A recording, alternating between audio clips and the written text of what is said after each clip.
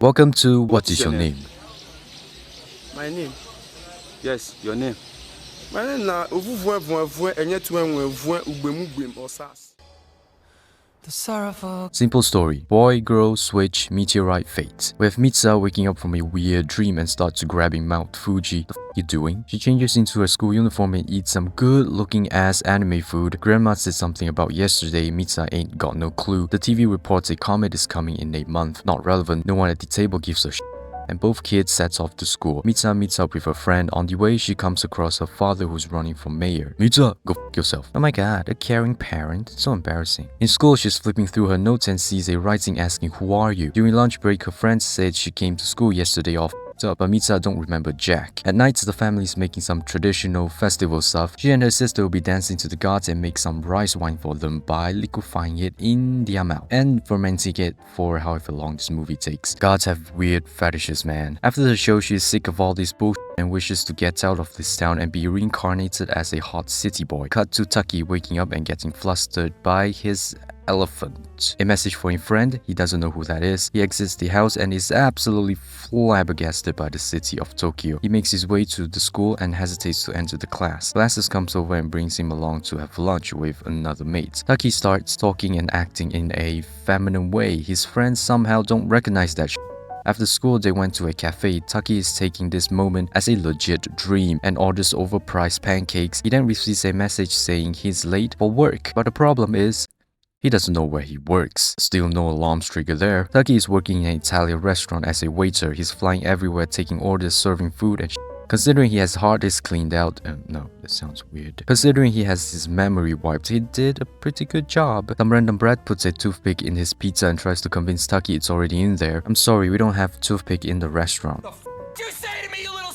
Muscle Mommy comes over and diffuses the situation. The random brat is pissed and pulls out a knife. Oh, nothing happened. Taki thanked her, but the back of her skirt had a cut on it, so he brought her to an office space and instructed her to take off her skirts because they will have spectacular sewing time. He makes a landscape and Muscle Mommy is impressed. She said Taki is quick to snap, but today she likes this feminine side of him. The workday is over. He goes home and remembers the note from Mitsa and writes her name, Mitsuha, on the palm of his hand. You could have written that on his phone and more relevant information, goddammit. The next morning, Taki wakes up as Taki himself, doesn't know what's on his hand, grabbing no watermelon, a girly entry diary. Glasses sarcastically asks if he remembers where he works. Taki thinks that he's pranking him. Glasses doesn't know what he's talking about, but they do know he was acting weird yesterday. At work, his colleagues are jealous of him because he walked Muscle Mommy home last night, plus she greets him. Back to Mitsa, the real official Mitsa. Obviously, writing just your name on someone's palm doesn't do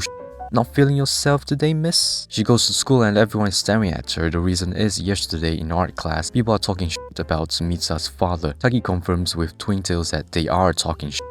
And so, in classic Taki fashion, he kicks the table to the ground and acts real smug. The real Mitsa is shocked. She rushes home and checks the notes. Taki checks his diary and both of them finally realizes that this is no dream. They are indeed switching bodies. The trigger is sleep, but the cause is unknown. They don't remember what happened when their bodies are switched back, but they do know switching is happening. So some rules are set out when they are occupying each other's body, with a report of what happened that day. A while went by, not sure how long, but long enough for them to ignore the rules and around with each other's life. On this specific day, Taki wakes up in Mitsa's body. The news reports that the comet has been visible for a few days. No one cares. Today, Grandma is bringing them to a shrine far from home. She then drops some knowledge on these kids about Musubi. It's the binding of the soul, basically fate or destiny or something like that. They arrived at the shrine, and crossing the river means entering the other side. To return to the human world, one must offer something of importance. In this case, the mouth wine, because that technically is offering half of yourself. Does the spirit world comes with a senior citizen pass? Because I don't see Grandma offering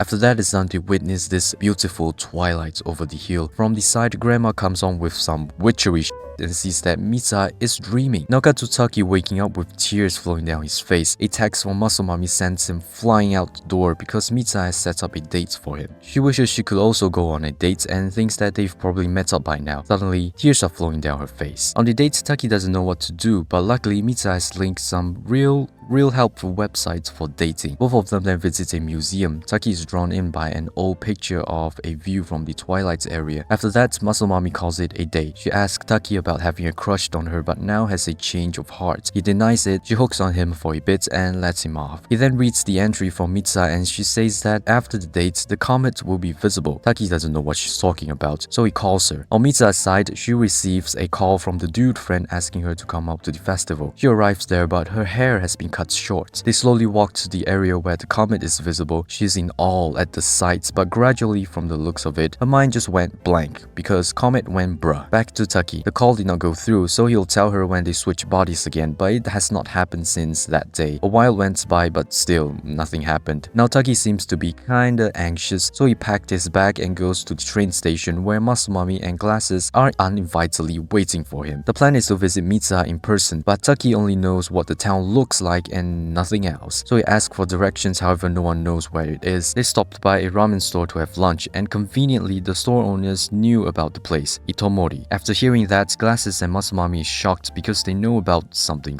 Shop owners brings them to where Itomori is, but now it's a massive crater. They think that Taki has misremembered, so as proof he will show the messages from Mitsuha, but they are slowly being wiped out. Shop owners then brings everyone to a library where Glasses explains what happened. Comet split and smashes. Muscle Mommy brings a book listing the victims. Taki nervously searches for Mitsuha's name and there it is. Now it's too late to go back home, so they'll be staying in an inn till tomorrow. In the room, Taki is devastated and starts doubting himself. All of a sudden, he forgot Mitsuha's name. He thanked the Muscle Mommy for sticking around with his bullshit.